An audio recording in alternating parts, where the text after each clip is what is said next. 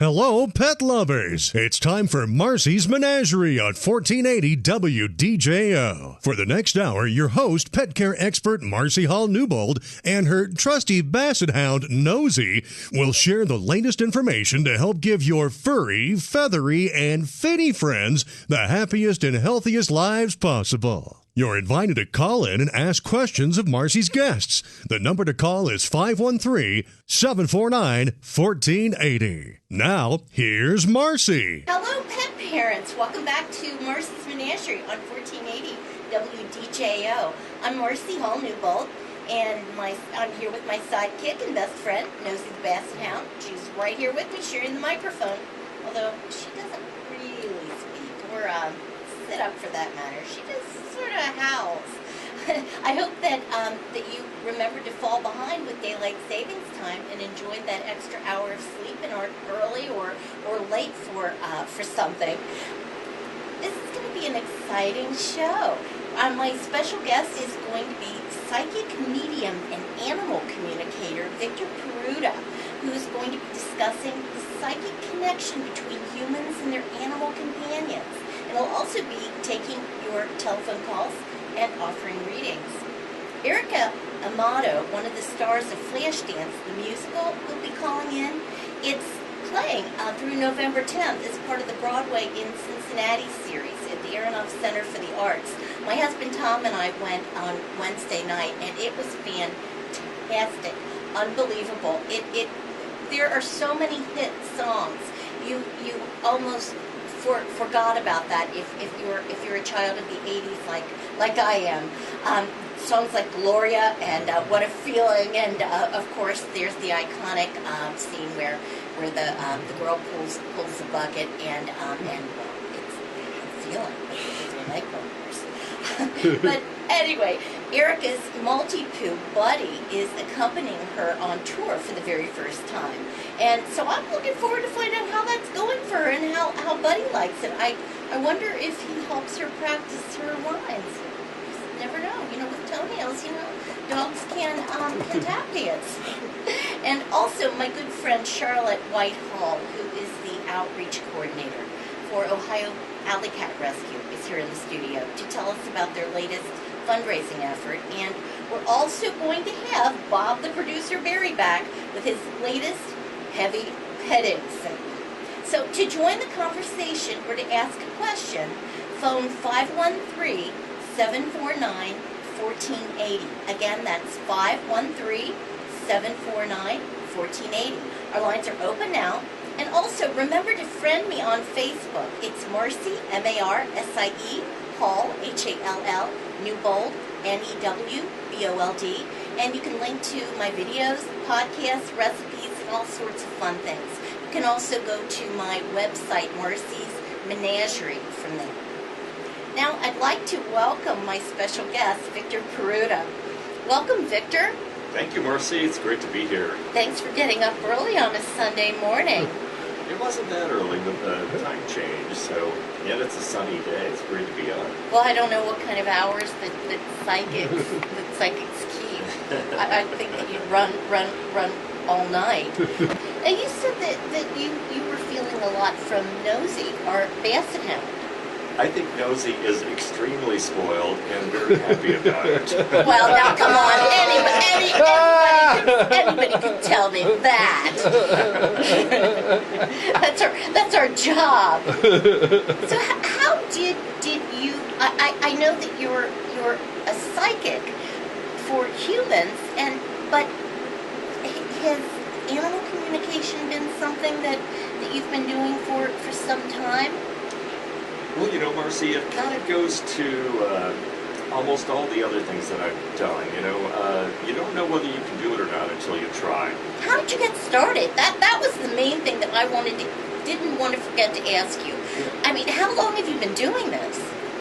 Well, I've been doing professional psychic work since 1990, so that's, 23 years. So you always knew that you had a gift, or did you develop that? Not necessarily. I've always been interested in mystical topics, and, you know, when I was a little boy in the grocery line, I was the kid that made my mom buy me the palmistry, numerology, and astrology booklets that were in the the little Dell book. Yeah, yes, you remember those? I do. It's like, I was just always fascinated with it, and I don't know where that fascination came from. I think it just came in with me, and so I just was always curious about knowing things that, you know, bypasses the laborious learning curve where you can just learn things directly just by sensing an object or analyzing somebody's birth chart with astrology, and it gives you a lot of insight into people, and it's almost kind of like psychology in a certain way. Like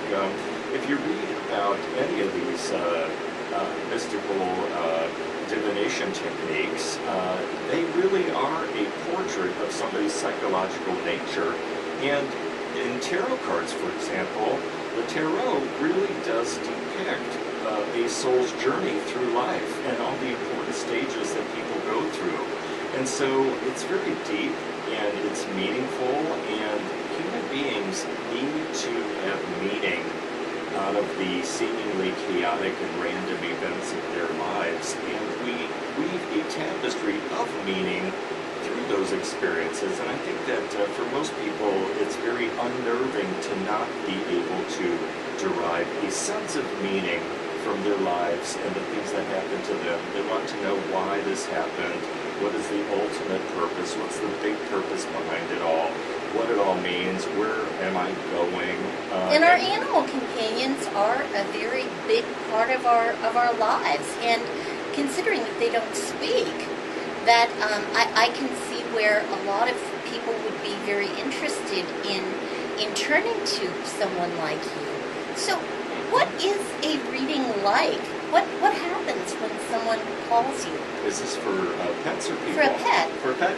Well, for pets, I usually like to be in physical contact with the animal. And I'll tell you one of the best gigs I ever had. I was invited to do psychic readings at a dog's birthday party. Excellent. And, what kind of dog? I don't remember. There were so many there. There had to be 24 dogs in this house for the party. And it was everybody's dog in the neighborhood was at the party. And it was so much fun. And every single animal is completely unique, just like every person you'll meet. And sometimes you meet dogs that are extremely intelligent. You know, they're just like star quality or star material. Like Nosey. Like Nosey, exactly. Thank you. Other times you'll meet dogs that they don't have a clue. I mean, they just don't learn. They're dumber than dirt. And then you get some that are just so loving. They've got this pink aura, and you just want to touch them and hold them because it's the best thing ever. So a lot of dogs are actually healers, Marcie. And I think that, that's evident with the therapy dogs that go to the hospitals and nursing homes and hang out with the sick kids. It really demonstrably helps people heal. And statistically, you're going to heal much better if there's an animal around. I've seen studies where they put blood pressure cuffs on people, and then they'll bring an animal in, and they have a marked drop in the blood pressure, and it's something that I'm very happy that society is getting into, and they're beginning to get it with pets coming in. I know that when my dad was in the hospital last year, I was told that I could take his dog to the hospital and visit him. I talked to the guy who was in charge of, this was St. Elizabeth in Fort Thomas, and the man who was in charge of security said, I'll meet you at the door and I'll escort you up as long as the dog isn't loud or disruptive. She's allowed to go wherever she'd like in the hospital, except if it's something where they have like a sign and somebody's in quarantine. Oh, sure. Well, people light up when they see their dogs when they come home from work. And it does make you happy. And, one of the big problems in human society, and there are many of them, of course, but one of the big ones is loneliness. There are a lot of people out there who are lonely. They may have a spouse die, or they might be new to town, and what's better than an animal companion? And they can really sense your feelings too. How can people get in touch with you if they would like to have a reading? Well, I've got a couple of websites.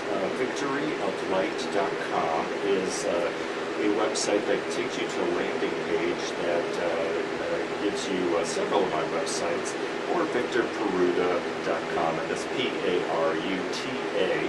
Or if you can't remember those, CincinnatiPsychic.com will get you to me as well. Excellent. Well, you are listening to Marsie's Menagerie on 1480 WDJO. Yay! So we're going to go straight into my pet Carlos. Well, Nosey's coming in for some little pats, isn't she? And then she likes to get all the attention you can I'm get. going to say that stay tuned for heavy petting. Right, Nosey? Nosey's great. Feel better. Look out, Joe. Mount Lookout Coffee. How did you end up with this grade? I had always wanted a Basset Hound all of my life when I was a little kid, and like 5 years old on Sterling Avenue in Fort Thomas, there was a Basset Hound who belonged to a veterinarian who lived behind us, and he would come down like once a week or so and visit everybody, and all the little kids would say, "It's Sam the dog! Sam the dog's come to visit!" And he'd make the little rounds, and then he'd go to Emplin's to the corner store and go to the back door, and the butcher would give him a bone, and he'd walk home.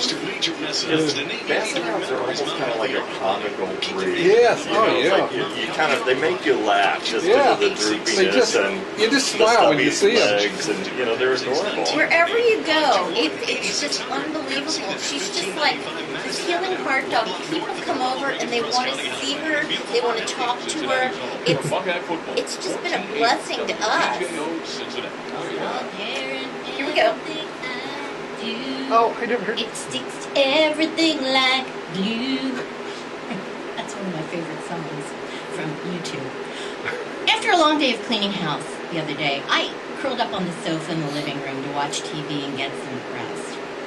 And reaching for the TV remote, I spotted it. A thin layer of white dog hair coating the gleaming, dark, cherry surface of the coffee table. That's right, the one I polished just a few hours earlier and still gave off the faint aroma of lemon pledge. For crying out loud, how could that be? I dusted and polished my dear little heart out. I moved the sofas to clean behind them and wiped the baseboards with a damp cloth. Well, I'd even gotten down on my hands and knees to vacuum under the bed and deep steam clean the bathroom tiles with that fancy gadget I'd ordered off the home shopping network in the middle of the night sometime last winter. I'd even taken the silk plants and a couple of teddy bears out into the driveway and beaten the dust off of them with a tennis racket. And that scared the neighbors. Why does this keep happening? I whimpered, closing my eyes. What does it take to keep a clean house when you have pets? Be still, grasshopper, a tiny voice intoned.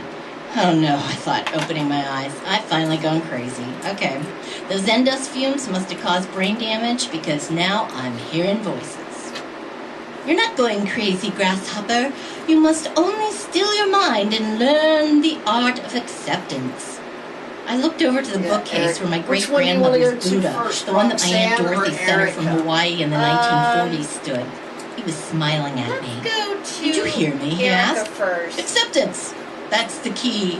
If you're going to have pets, you're going to constantly have something to clean up. Do me a favor. Snobber. Ask if she pronounces her name Amato. It's a never-ending circle. Get used to it and quit your belly aching. I have spoken.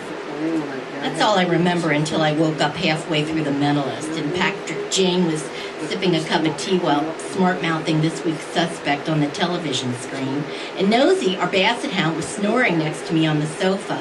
I looked over to the bookcase. Buddha was standing there just like always, and he wasn't talking.